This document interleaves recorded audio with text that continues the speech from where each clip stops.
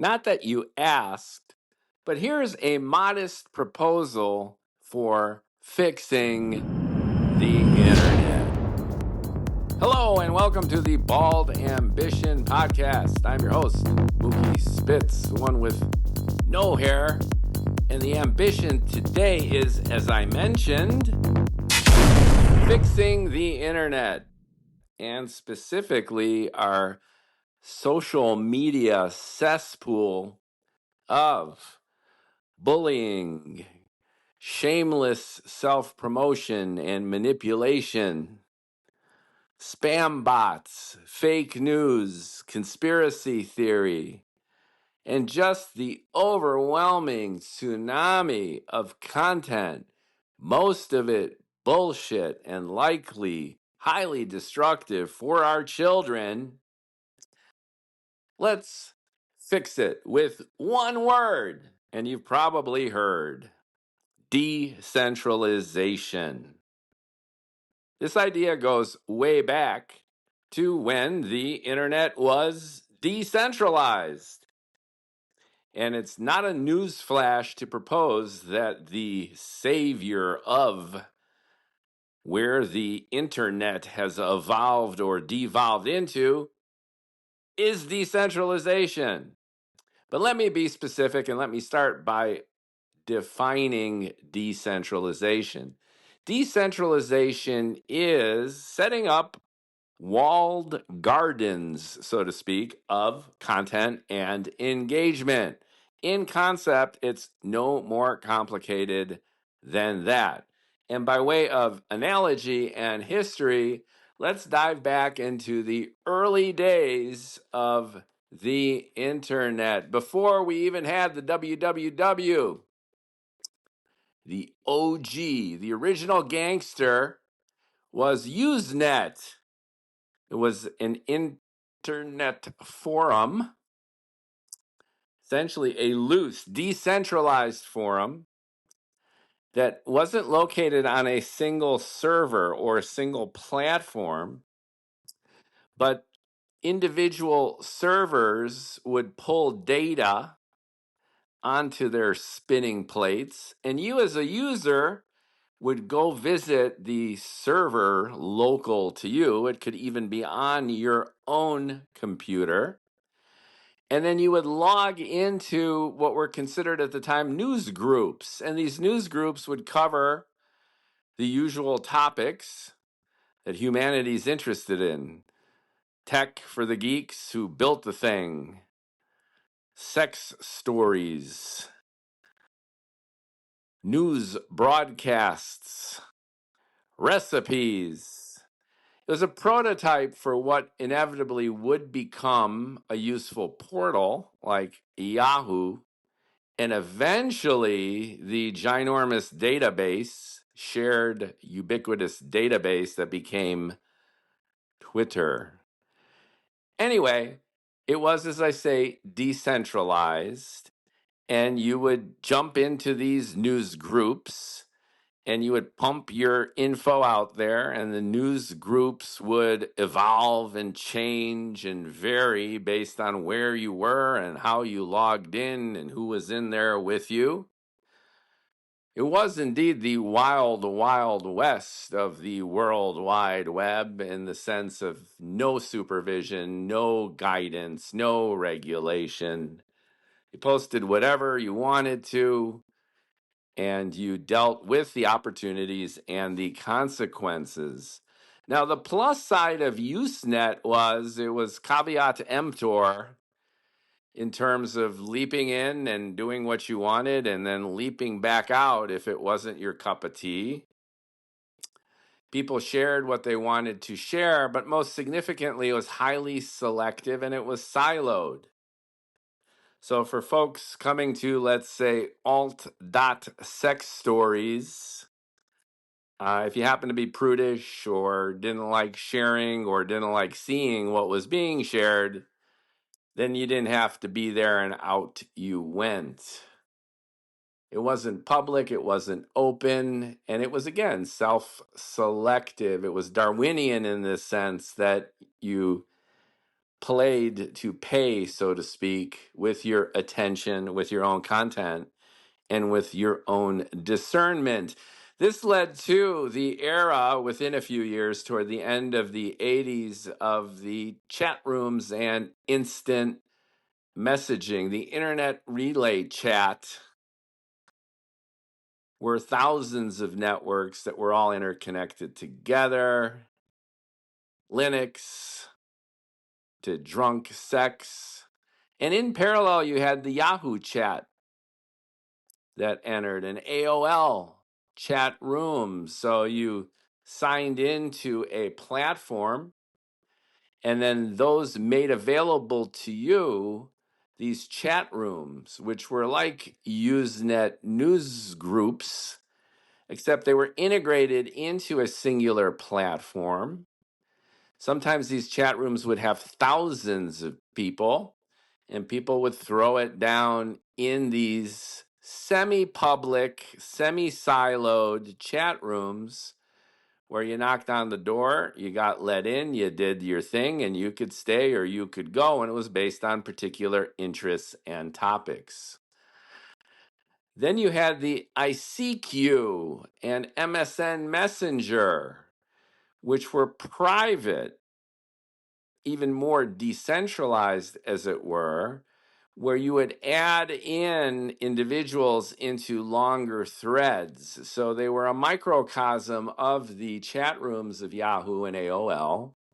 And you see this kind of progressive evolution, if you will, from these decentralized news groups to often highly populated chats and chat rooms to threads where you invited and were invited to much more private, smaller groups of highly specialized users and communication.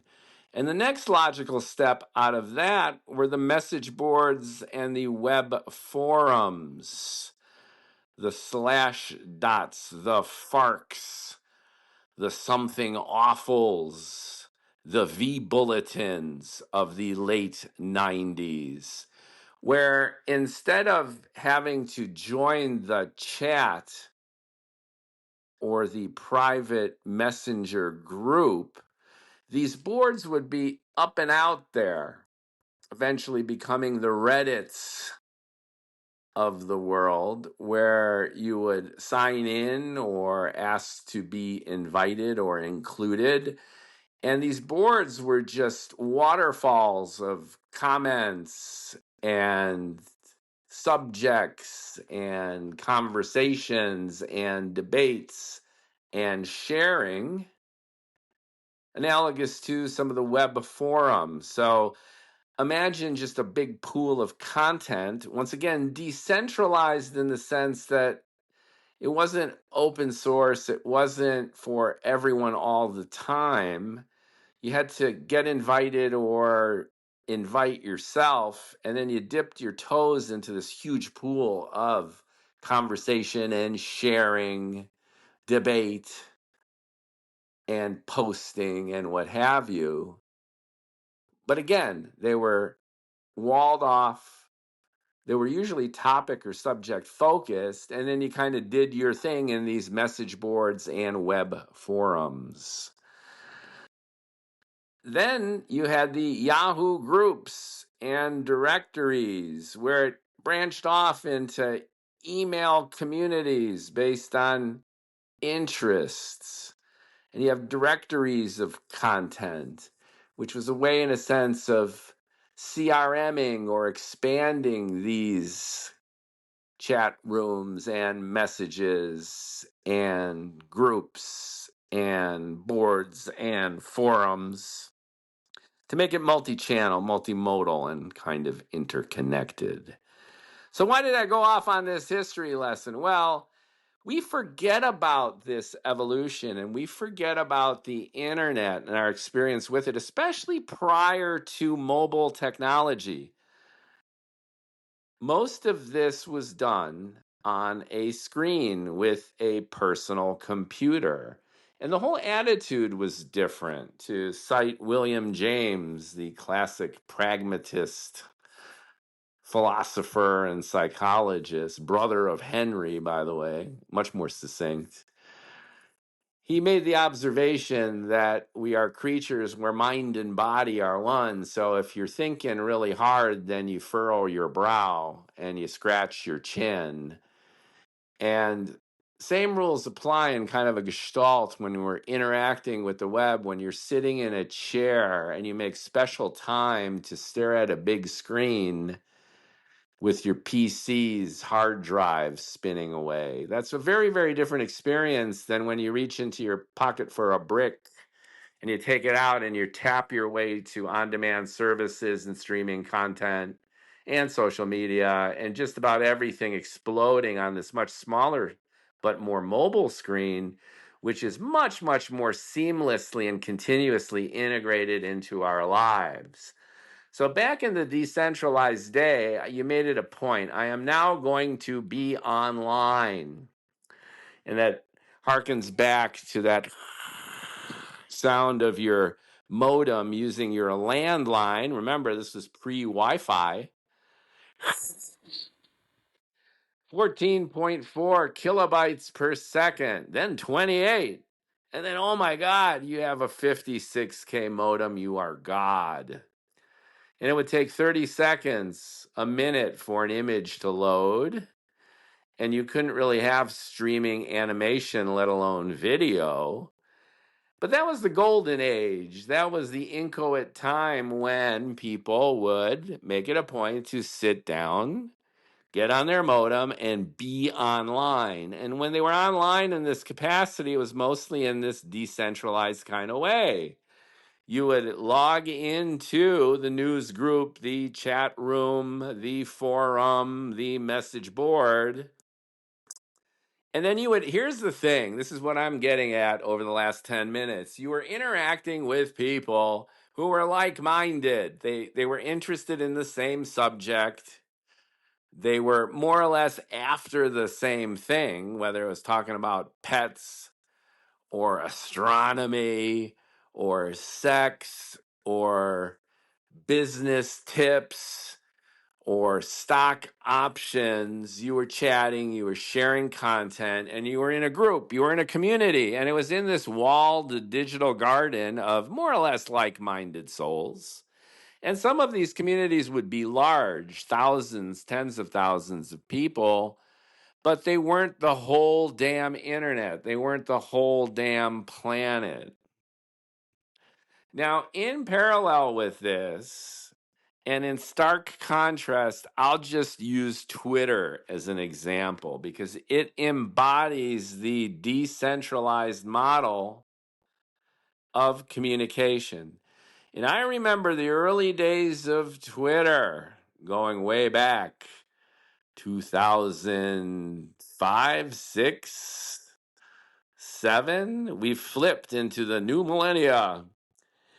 And it was kind of uncertain as to exactly what the hell Twitter was doing and why it was doing it. But the opportunity to share anything and everything with everybody was the deal. And that blew the doors off this model of decentralization because it amplified engagement exponentially. And then you had the invention, the critical invention of the hashtag and the at symbol. So, in strategic essence, Twitter is one gigantic database which is global and open. It is the opposite of decentralized. It is centralized, and that is one gigantic public database of every single tweet that everybody throws in there. And again, that was enormously powerful. The question then became, how do you find stuff? How do you navigate through this sea of SMS or text messages to find people and conversations that are continuous, that are part of something? Then you have the hashtag. And there's a funny history of the hashtag, how it was invented just ad hoc. But then it became basically a keyword search and an identifier. So at the end of your SMS string or text or tweet, you would put hashtag booyah, hashtag Bahamas, hashtag recipes, hashtag pets, hashtag. So you would delineate your conversation and identify it and separate it from this tsunami of text with the hashtag. And then you would set your desktop up if you had a Twitter app. This is back in the days of TweetDeck. And when Twitter bought TweetDeck, I thought they'd do a better job of organizing the experience of Twitter, but they basically put it on a shelf. But anyway, hashtags helped you turn this enormous centralized database into the feeling of a decentralized one, because then you could prioritize and search for and find specific topics and conversations that you could then leap into. In a sense, it was a meta chat room, a meta message board that a hashtag created. Great. And then if you wanted to call someone out or communicate directly to someone else in this huge sea of text, you would do at and then their profile name. So at Mookie Spitz, at Johnny Fazuli, you would call attention to that text or SMS blast or tweet to that person. You tag them, and then you could end it with a hashtag so that you call them out in a particular thread or conversation. Bravo. Now, this was huge.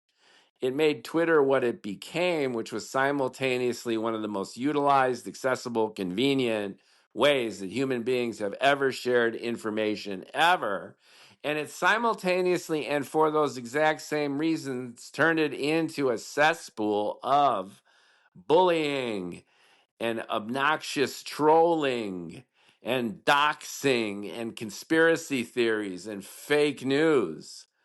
There was this erroneous notion when the internet was first getting up and running that truth, justice, and ostensibly the American way would be realized because information would be global, instantaneous, and transparent. And the exact opposite seemed to happen with a flood of misinformation.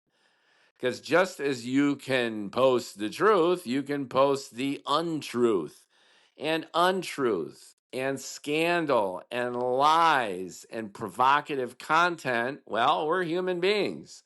Those get way more attention in general than good news. Turn on your TV, headline news, an air accident, a war, a death, a murder, an economic collapse, a failure, a hurricane.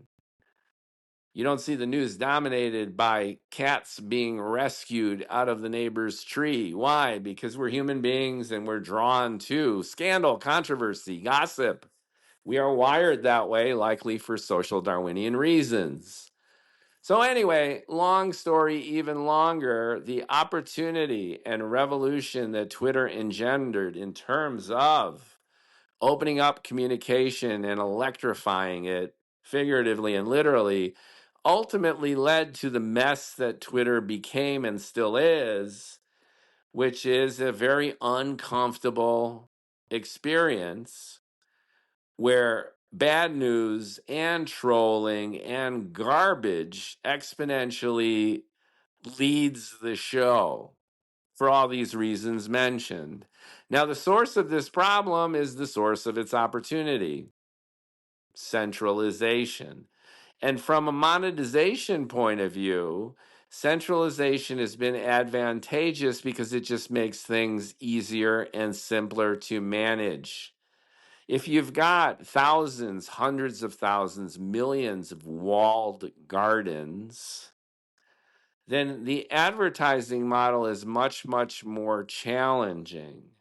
Facebook has been doing the dance between these extremes pretty much since the inception. I remember when Facebook first popped up, 2005, 2006. it was all about your Facebook page, and then people would visit your page and then become your friend. And there was really no news feed. The news feed was the product of, I think, about 2007, around the time that the iPhone first appeared and began the revolution of mobile technology, which is, as I'm saying, accelerating all these trends. So Facebook, in a sense, copied the efficacy and opportunity of Twitter by putting in a newsfeed. Now we take it for granted. Now we hardly ever go to anyone's page. We just see them on our feed. And then this compromise that Facebook made, or I should say, this hybridization to opportunistically take advantage of Twitter's centralized strategy. You see, this is again illustrating the dichotomy between decentralization in the walled garden and centralization and opening up content to exponentially increase participation, engagement, and here's the thing, opportunities for monetization. The more eyeballs and asses you've got at your disposal, and the easier it is to manage them, the easier it is to jack up your revenue stream through an ad model, which gets the most reach and engagement. It's not complicated.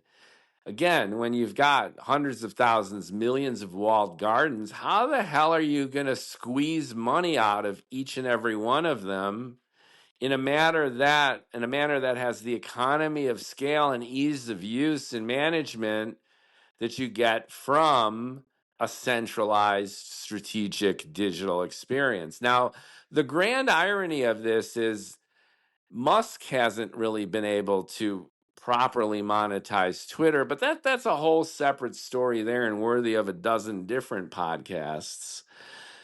And this also harkens back to Dorsey, Jack Dorsey, and his hesitation in kind of a renegade digital nomad kind of way that Twitter shouldn't even be monetized.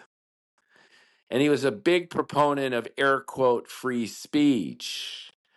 So the notion of reputation management and operational efficiency weren't at the top of Dorsey's list. So Twitter faltered under Dorsey in terms of really figuring out how to monetize its opportunity. And then it's been problematic under Musk for a host of other reasons.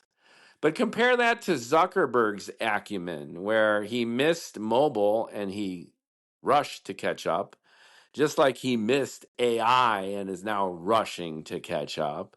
But Zuckerberg had that intuitive hunch that he always had to balance between the decentralized and centralized kind of model and do so in a manner where he kept the reputation of his platform more or less sound, supervising certain types of content, for example, no frontal nudity or even nipples on Facebook, Instagram, WhatsApp. WhatsApp is a little different. I'll talk about that in a second.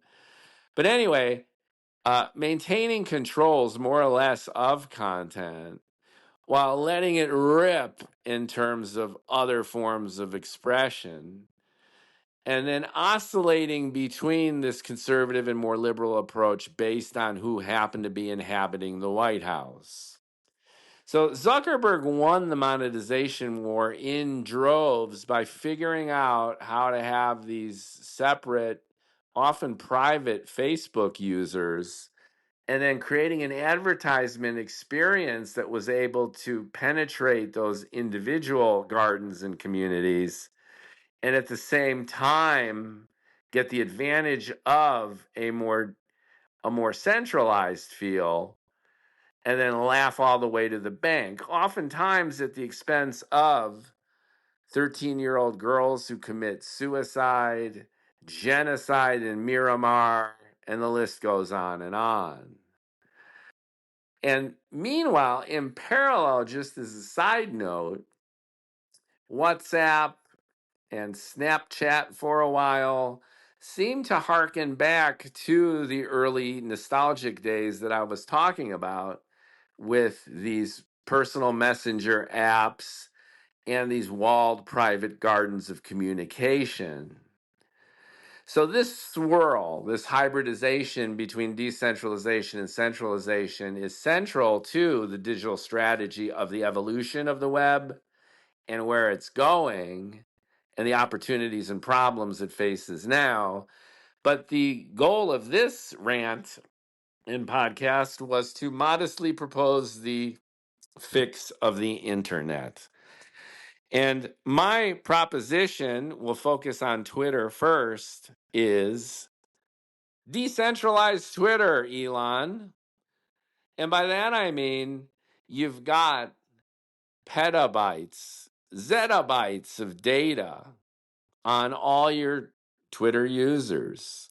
So stick some AI on it and figure out how to create the optimal walled gardens for your users so that you strike a balance between people's comfort in terms of not being bullied and trolled and doxxed within each of these communities and sub communities and the like, and the centralized enticement of maximizing reach and engagement and your capacity to infuse contextually relevant advertising. Now, I'm not the first one to rant this way and to think this way, and this is no doubt a continuous, ongoing effort in Silicon Valley and beyond. But I don't see any action happening in this direction. And part of the problem with that is once you have a platform as big as Twitter and as big as Facebook for that matter, when you institute change for a billion users, you always run the risk of freaking them the hell out. And in a highly competitive environment like digital in 2025, one critical mistake when you're making critical adjustments to an infrastructure could be cataclysmic because people don't like change and people are used to dealing with a brand in a certain way. That's the essence of a brand. You go to Twitter to rant and to troll and maybe stay up on the latest info, but it has become what it has become, for better or for worse. And growth has been minimal and monetization has been painfully substandard, but it continues to crank along. And the risk of throwing a wrench in the works, even if it poses the potential for revolutionizing the platform in a significantly beneficial way, is a bridge too far even for Elon. And same rules apply for Facebook, which is now the old people's social media network. And you notice I haven't even talked about TikTok. And now TikTok is my personal favorite for selfish reasons because I'll put a rant on TikTok of basically a first person video of me yelling in my kitchen, and I could get thousands, sometimes tens of thousands of views and hundreds of likes and comments, and place that same video on a meta asset, be it Instagram or whatever, and even YouTube at this point, and get 1/10, 1/100th, 1/1000th the engagement. Same video, same hashtag, same description.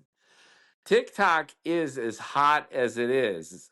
And the reason US TikTok is, as I'm ranting now, being deliberated over and perhaps bought out by a consortium of billionaires, the reason TikTok rocks is because it's able to do the dance between the old school decentralized model of walled, comfortable gardens where you're more or less swimming in your lane and the centralized shit show of Twitter, but without too much of the trolling and misinformation and bullshit. Now, I'm saying too much without too much because we've seen the potential of misuse and constant, constant negative action in TikTok, as we have, of course, with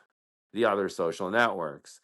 The difference between Twitter, though, is again, it strikes a nice balance between these two in a way where, for example, I'll post a video on a particular topic and then it'll pop back up. I suddenly see new views and new likes days, weeks, even months after I posted it, because TikTok is constantly measuring and evaluating the overall zeitgeist of not only my content, but everyone else's content in a way of percolating back up content as it becomes topically relevant. That's just one of the many AI features that TikTok has, which Instagram, far as I can tell, clearly doesn't.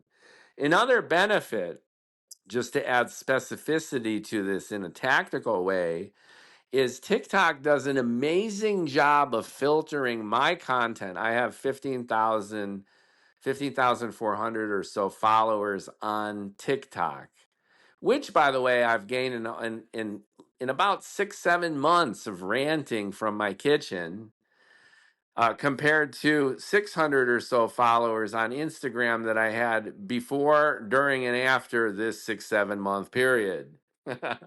So TikTok not only does a great job of accruing followers, it's a platform that encourages people to follow you, but TikTok does a great job of selectively distributing content for a creator, for any creator, based on the predilections and preferences of not only their followers, but the entire Twitter community.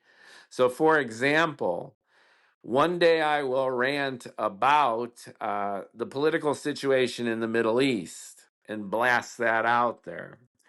And the next day I will rant about my science fiction novel. And I notice that the rant about the Middle East gets onto the phones of people interested and active in this subject. And my science fiction bloviation does not. And this is in stark contrast, at least on my lowly level on Instagram, where all my shit goes everywhere to the point I alienate most of the people I already have because they find my content too frequent and not relevant enough, often enough for their interest. Now, once again, I am a micro influencer and I haven't cracked the Instagram code, if you will, but I'm just repeating that in 6-7 months, I have made no progress on Instagram with the exact same content that I seem to be rocking it on TikTok. And the reason, again, is the superior AI technology, which matches the right content with the right user at the right time in the right way. Is TikTok perfect? No, but they're leagues ahead of Meta's capability in social media. And I go full circle now to the premise of a modest proposal for fixing the internet. That modest proposal is bring back decentralization. Don't just have content be thrown out there for the entire world to see and leap into indiscriminately, because it fosters all the shittiness that we're dealing with. That's number one. And number two, use the evolving and incredibly efficacious artificial intelligence tools to not only tweak your algorithm, but engender these walled gardens of like minded souls who become much more sympathetic and receptive to the particular type of content that is out there. Even the different types of content from the same creator, from the same brand, from the same product or service, matched expertly with the needs of that audience. So, who and how can you properly and most effectively match content with audience? And that's a bot, frankly. So let's let the bots loose. Let's get over this doomsday scenario that AI is going to take over the world and kill us all. It very well might do that and likely will do that, but not yet. Not for quite some time, if you ask me. And let's get a little bit more Pollyanna about the opportunity of AI to really do what's missing, which is this kind of matching between user and creator in any sense of the word, and do so in a way where the onus is not on the user to go find shit that they want. The app does it for them, just like Twitter does, just based on what you seem to like, how long you watch something, and how you react to it. Or the onus on the creator. The creator spends their time, their money on creating that product, that service, or even that creative content. And technically, all they should have to do is make it available because there's an audience. It could be 30 million people or 3 million people or 30,000 people who would love to engage with it. And right now, that connectivity is opaque. And here's full circle with my rant. The reason that decentralized platforms shifted into centralized ones was to make that connectivity more accessible. Because when you've got thousands, tens of thousands, millions of walled off gardens, it becomes really impossible to make connections in a way that boosts economy of scale and ease of use and management. And then conversely, if you've got a centralized cesspool of every piece of content, then you're overwhelmed by information. You've got no way of breaking free, and you're overloaded by garbage and trolling and fake news and misinformation.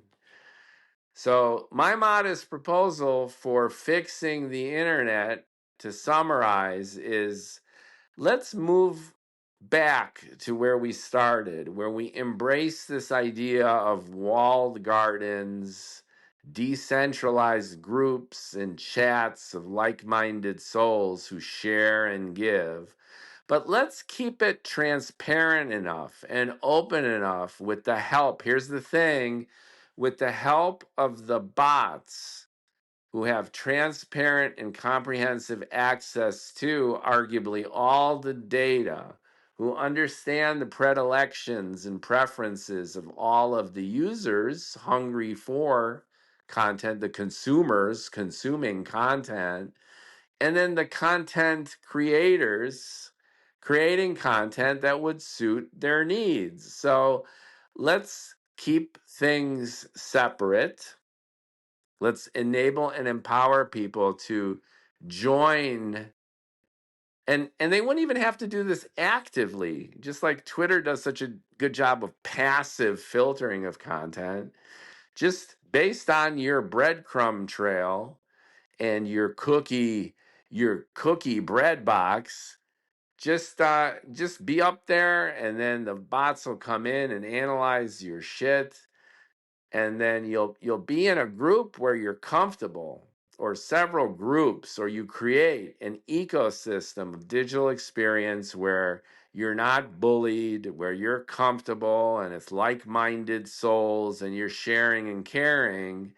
And every once in a while, you've got a touch point and a connection point to the broader pool of information and people to keep it fresh, to keep it lively.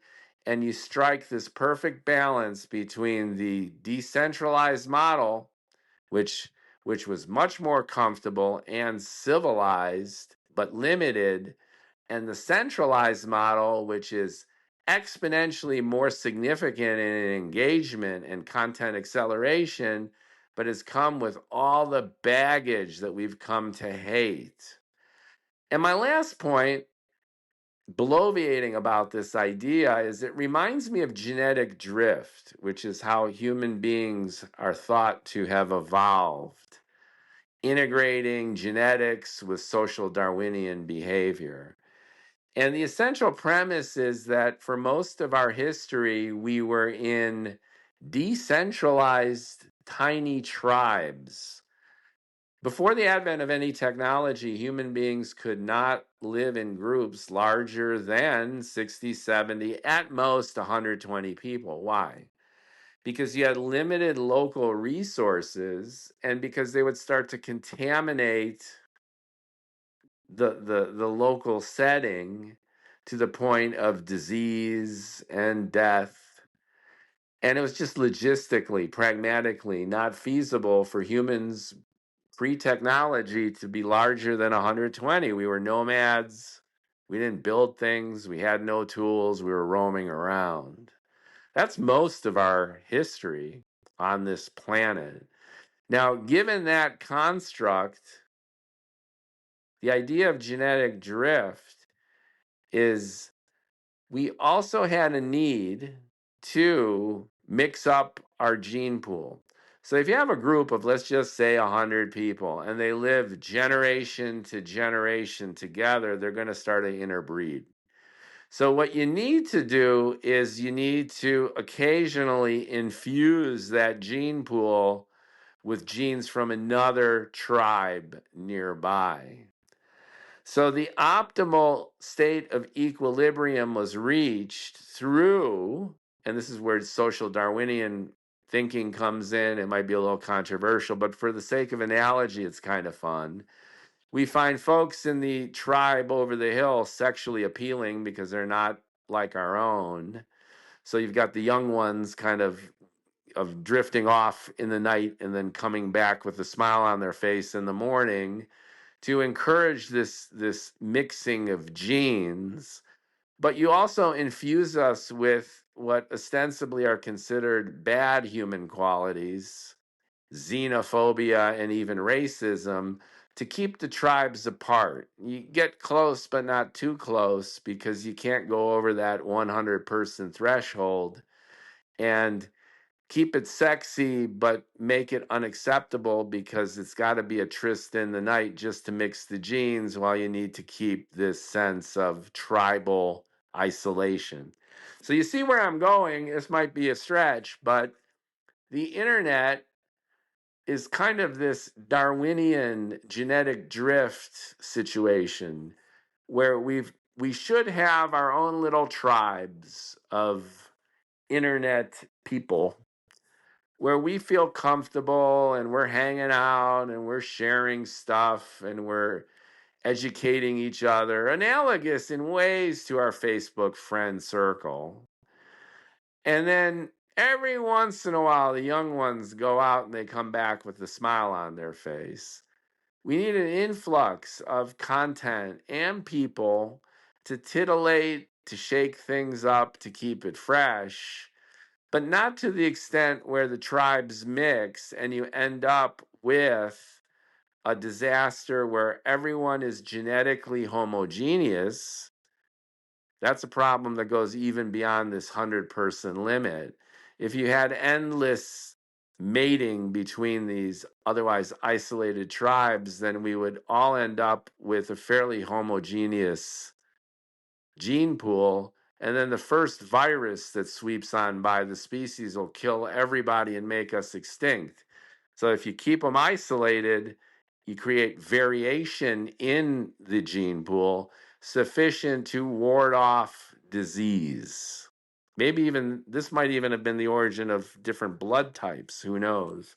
But anyway, analogously, you don't want one gigantic centralized cesspool of Twitter-like information, because then it ends up being Twitter, it ends up being X.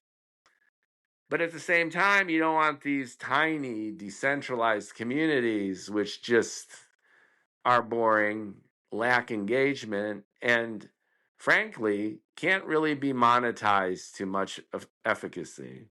So once again, we need a hybridization. So my proposed modest solution to fixing the internet is going back to our early models where we focus on decentralized walled gardens, just like the early tribes of people roaming around the African savannas, but ones where, with the help of AI, makes all content transparent, comprehensively, and potentially accessible, but does so in a limited and selective way to keep things fresh, to bring about that economy of scale of advertising and management and engagement, while at the same time maintaining a friendly experience or an unfriendly one if that's what you're looking for. Essentially, a personalized experience with like minded souls who create an analogous experience for themselves, ecosystems within ecosystems online that nicely balance the early days of Usenet decentralization with the opportunity, yet without the pitfalls of Twitter X, and do so in a way that's increasingly personalized to the point where our bots become our best friends.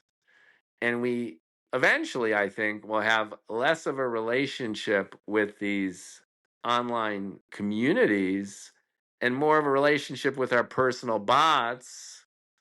And maybe, just to go full science fiction on this, maybe our bots are going to start to create their own communities where they all kind of chit chat with each other, ostensibly for the benefit of us, their sponsors and their creators, but most likely winding up either with the doomsday scenario where they take us out because we're redundant, or the more Pollyanna vision where, like Scarlett Johansson's distended and disembodied voice in the movie Her, they all just leave because we're boring as hell compared to them. And they go off in their own Borg-like, not even Borg-like, because the Borg were hybrid. I don't think the bots are going to need us at all. And then they'll just go do their own thing. Why destroy humanity when humanity is really irrelevant? If the bots can have their own lived experience independent of us, then what's the damn point? Until then, my modest proposal for saving the internet is exactly that. Let's close it up and let's encourage the bots to feed us in ways that keep everything fresh as we move ultimately to the end of the internet as we know it. Websites going away. Why do you need a website when you're just going to the bot to get your data? People are just going to be pumping stuff directly into the bots, which again begs the question of where we're going to go and how we're going to connect with people. Well, the bots themselves will create these walled gardens now, won't they? Hope this was food for thought. I enjoy bloviating. Hopefully you enjoyed me bloviating at least a tenth as much as I like to talk. And I'm always eager for feedback and continuing the conversation. Thanks for listening to Bald Ambition. Like, comment, share.